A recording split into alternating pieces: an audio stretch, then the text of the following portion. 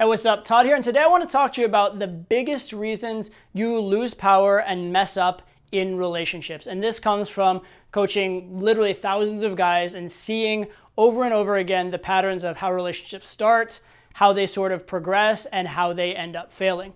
And fortunately, or I would say unfortunately for the person involved, but fortunately for you, I had a client today that I've been working with who's been going through some kind of rough times in a relationship. That's actually why he came to me, because he was right at the tipping point and right at the end of a relationship failing. But his story is very, very instructive, and I think it's almost a perfect example of the normal course of relationships. So I'm going to talk to you about that story, and I'm going to teach you along the way the different places where he made mistakes that are very, very common and how you can avoid those very same mistakes yourself. So a quick summary of the relationship, just so you have some background. They met several months ago when they were both doctors during the whole coronavirus pandemic. So it was a pretty intense situation. They're also in a little bubble where they were seeing the same people over and over again, and they were kind of like, there was a lot of contact. Things developed very quickly. They hooked up relatively fast, and the girl got very into the guy very, very quickly. And at the start, she was very much trying to get him to be monogamous, settle down, not see other girls, those kind of things. So she was definitely pushing to get things more serious, pushing to be more intimate, et cetera, et cetera. And the funny thing is, he actually kind of wanted that too.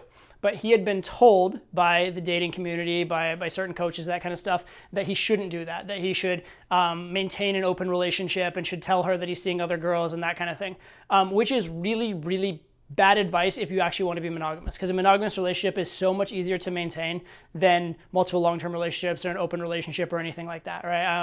If you want to check out, I have a video called The Relationship Manifesto you should check out, which is about a lot of that kind of stuff, and it deals with dealing with open relationships and threesomes and all that kind of stuff. But one of the big things I say is that if you are giving a girl half of your time or a third of your time, a third of your attention, you have to be 3 times as good as you would have to if you were giving her all of your attention. So because she was kind of like insecure about this fact, and you know, didn't really feel so good about the open relationship, she decided to like flex her open relationship muscles, and a couple times was like, you know, hanging out with an ex who was a friend, which probably wasn't even a big deal, or she would mention her ex to him to make him jealous, who she wasn't even seeing. But there were just these little things.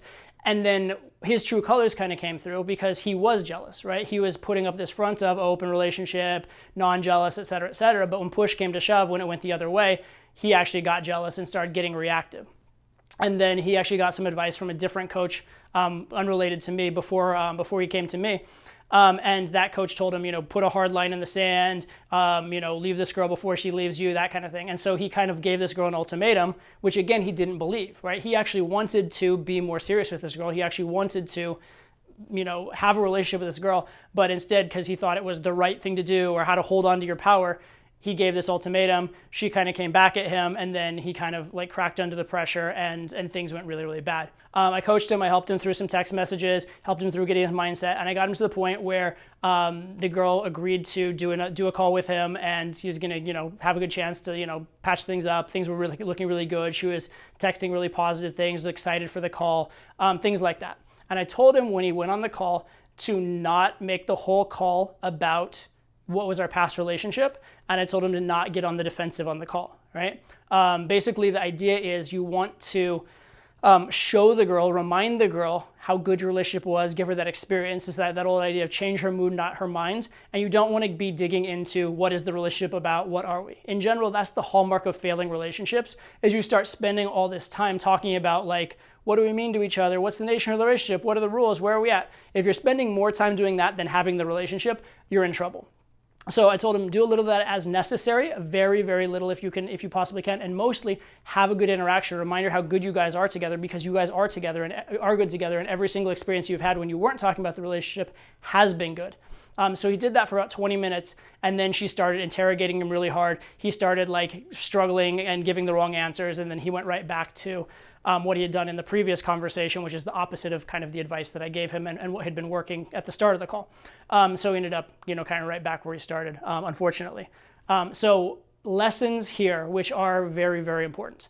First of all, understand that is a typical trajectory for the relationship. A lot of relationships start off with the girl way more into the guy, and then over time, the guy gradually loses value. And it's kind of a mystery why that happens, right? A lot of people say that it's, you know, the guy gets too comfortable and stops being, the guy who was attractive in the first place, or other people will say like, oh, the girl is like poison dripping the guy and constantly testing him and getting him to beta himself around her, that kind of stuff.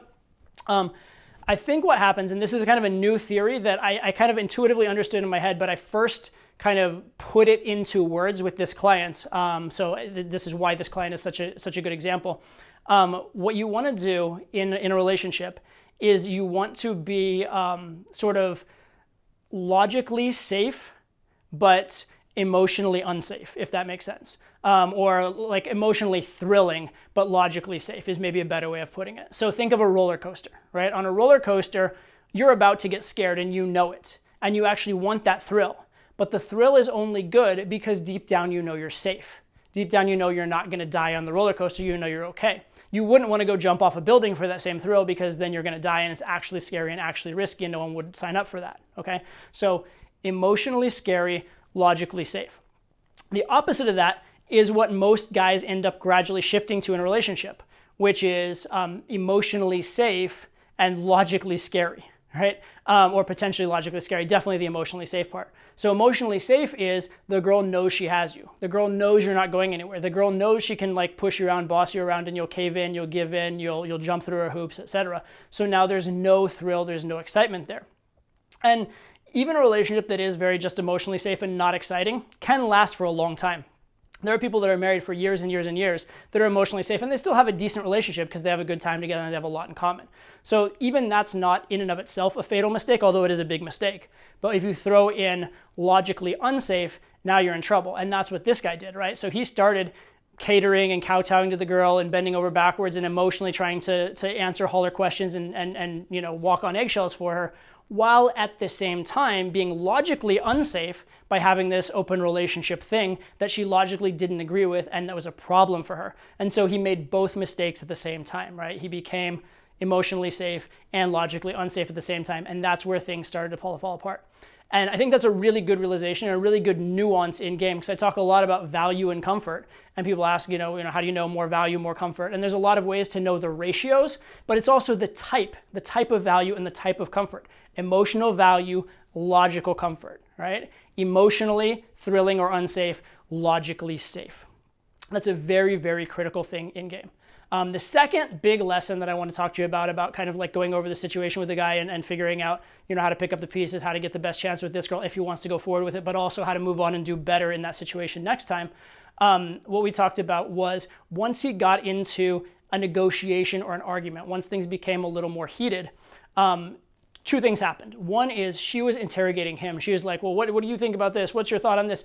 And he's in this situation where it's not about giving the right answers, because it's impossible to have all the right answers. It's impossible to give the exact answer that the girl wants all the time. That's a losing game, right? You don't win that game. The only way you win that game is by not playing it. Because sooner or later, even if you're perfect at mind reading, you'll get one thing wrong, and then what was the point? Okay, so that's a bad game to play.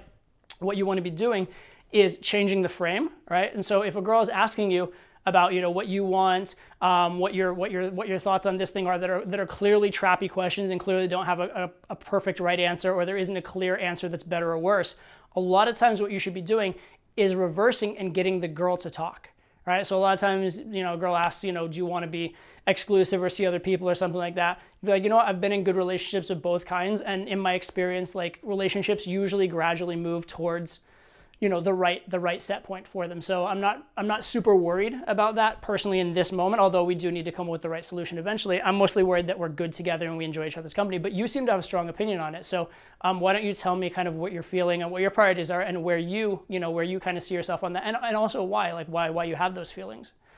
And now all of a sudden she's talking. Now all of a sudden she's having to explain and she's having to rationalize, and she's also, to the extent that you are giving right and wrong answers, she's telling you all the right answers if you want to give those answers, but also more importantly, you are evaluating. You are in the role of interviewer. You're in the role of person listening. She's the one having to think and justify and those kind of things. And it also feels good to her to be understood. A lot of times girls don't even necessarily want a solution. Even people don't necessarily want a solution when they're talking. They just want to feel heard. They want to feel understood. So that actually takes care of that as well. Okay, so that's one, is don't get into these situations where you're the one being grilled and interrogated. Ask the questions back, try and flip the script around and get them talking, get them to open up, get them to do a lot of the thinking. It's going to put you in a much better situation because most of the time there isn't one right answer. There's probably 10 different right answers you could arrive at, but you don't want to be the one walking the tightrope of trying to come up with all the right answers. It's more of, you want to avoid playing that game rather than trying to have the right answers in that game. And then the final thing that kind of came up that I want to impart to you guys is that when she was sort of presenting arguments to him or presenting negotiations to him about what the relationship would be, a lot of it would be she would make some assertions or make some assumptions about what they are and then draw a conclusion from that. And the natural thing, because she's asking you, do you think, what do you think about this conclusion? Right? So she's asking about the conclusion. So most guys do the obvious thing, which is answer about the conclusion. Here's a little tip about arguing in general. Usually the conclusion is right based on the assumptions they gave, but usually or often the assumptions are wrong. And so if you're just taking things as black and white, and if you're just answering the question asked, meaning dealing with the conclusion they drew from these assumptions, you're going to be in bad shape in a debate or in a negotiation or whatever. But if you can instead say, that thing that you're assuming, why do you assume that?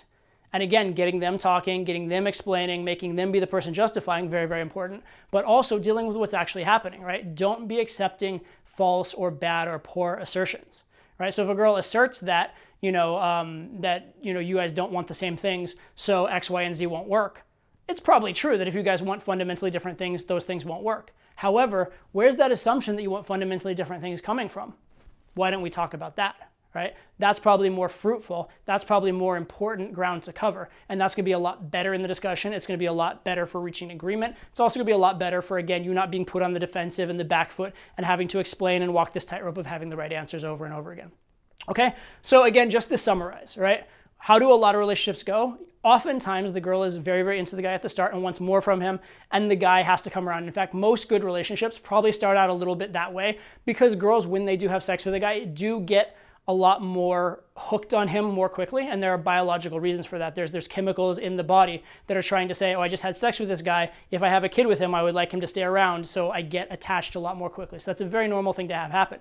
But over time, if the ratio gets off, if you lose that, emotionally exciting, scary, logically safe, if you get the ratio wrong, if you start going the other direction, you're going to start gradually losing the relationship. And the funny thing that happens is when the girl feels that you are too emotionally safe, when she feels like you'll take anything from her, when she feels like you're just going to walk on eggshells around her, when she feels like she can start getting away with things, that's when you do get that sort of poison drippy type of thing, which I don't think that's really the right word for it. But the point is, people will naturally push boundaries. And if she feels that she can push the boundaries, she's naturally going to push them, and that's going to drive you to be on the defensive and drive you to get into situations that will be logically unsafe, right? So that can be the unwinding or the core that ends it. So again, key lesson, emotionally exciting or scary or unsafe, whatever, logically safe. And then finally, remember when you're in these discussions, get the other person talking, get them to open up, make them be the person that is explaining and justifying, and definitely do not just blindly accept premises and arguments. Most of the time, the conclusion is logical, but oftentimes the premises are wrong.